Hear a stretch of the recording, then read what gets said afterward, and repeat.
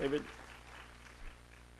I totally agree with what Timothy's just said. And as he was talking, I was thinking, where is the Asian billionaire equivalent of Alfred Nobel, who is going to create the 21st century equivalents of the Nobel Prizes, but the prizes for social innovation, because you need something big and bold to give the kind of recognition that Timothy is talking about.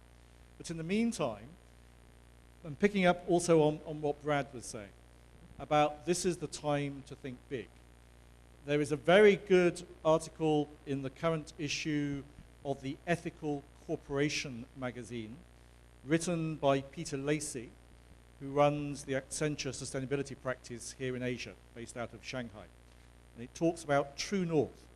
And his argument, and Peter is the gentleman who did the Global Compact CEO survey back in 2007 and again in 2010, and we'll do again next year, looking at how CEOs around the world whose companies have signed up for the Global Compact think they're doing in terms of embedding sustainability in their own organizations.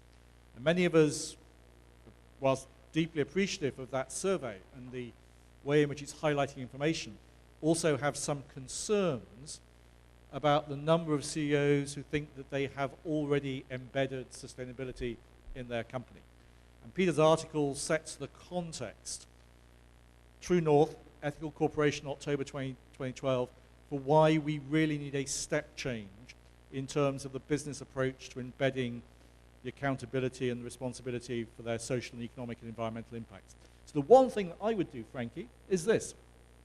I would be taking teams from a company's innovation and new business development and marketing departments, along with some of the sustainability staff, and not having big, high-powered meetings. I'd be taking them out into the field, some experiential learning.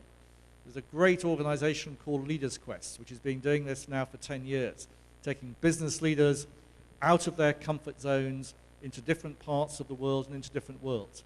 I will be challenging those cross-company teams of innovators and marketeers and sustainability experts to look afresh at some of the global challenges like water and food and aging and so on, not as global problems, but as business opportunities.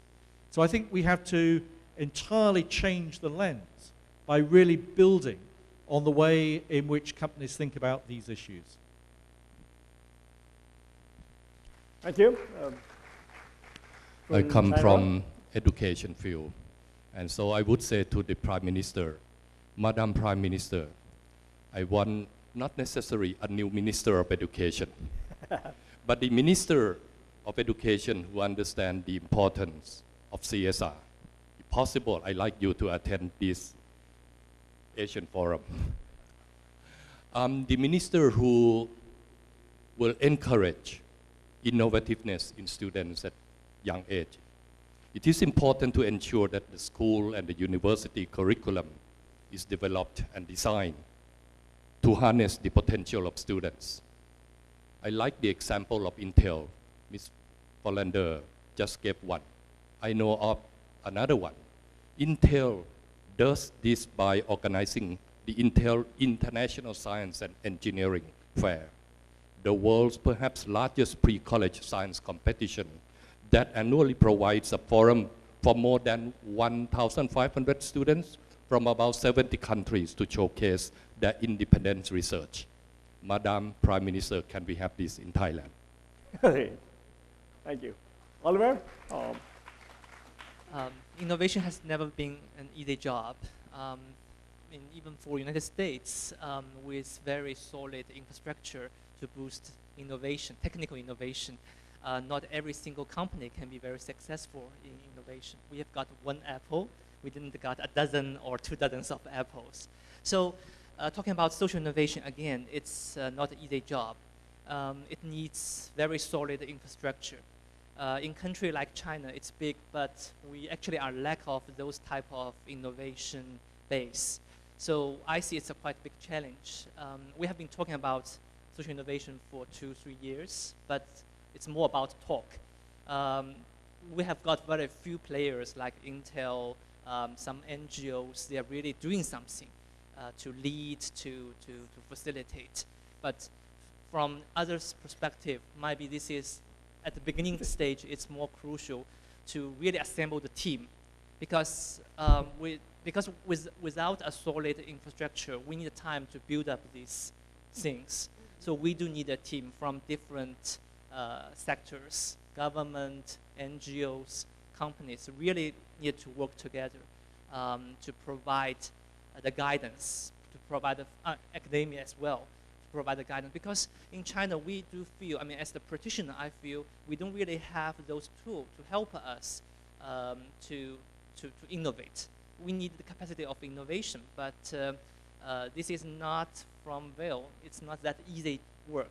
So we do need framework. We do need framework, localized framework even, because situations are very different from countries to countries. So we need a lot. And here I'm so glad to see Asia Forum on CSR here, gathering more than 500 people to think together, to work together. So after this conference, I'd like to see more groups, teams can be assembled to cross the Asia, even cross the world, to address the challenge of social innovation. Okay. Thank you. You know, I'm beginning to regret my opening statement about the richness and diversity of CSR in the region, because now I can't find a way to summarize. So I'm not even going to try. What I'd like to do is to ask a different sort of a question, because it came from about 3 of the speakers who suggested that the future of CSR and social innovation has to do with the youth.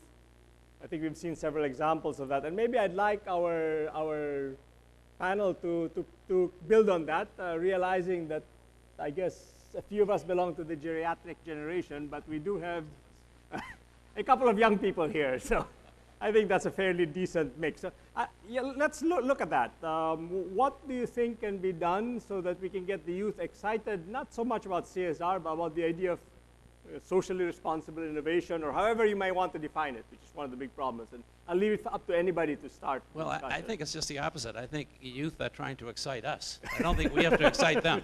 They're very excited. They're really...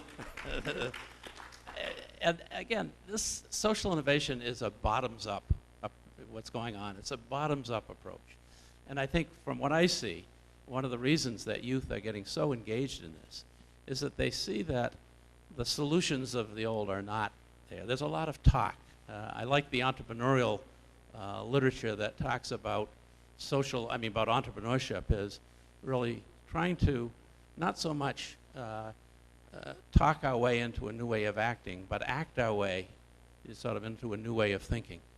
And I think that this is, again, why youth are so taken to this. This is action-oriented, results-oriented, impact-oriented. Let's get it done, but let's get it done by ourselves. Let's not wait for others. It's sort of a leadership that we haven't seen for some time. So at least that's sort of my perspective. I remember a conversation some years ago I had with a Swedish gentleman.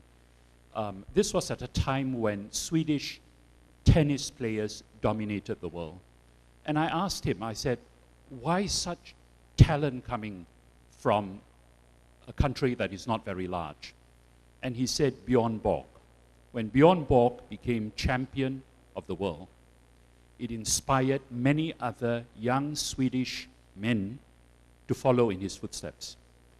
I would say that the important thing is for us to publicize and to get to know more about the young men and women who are doing a great deal of work in social innovation.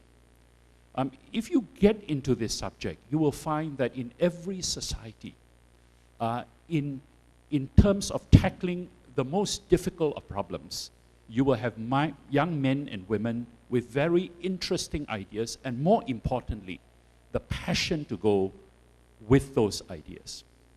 If we get to recognize them more, if we give them due recognition, if we publicize their stories, I think we would bring social innovation to another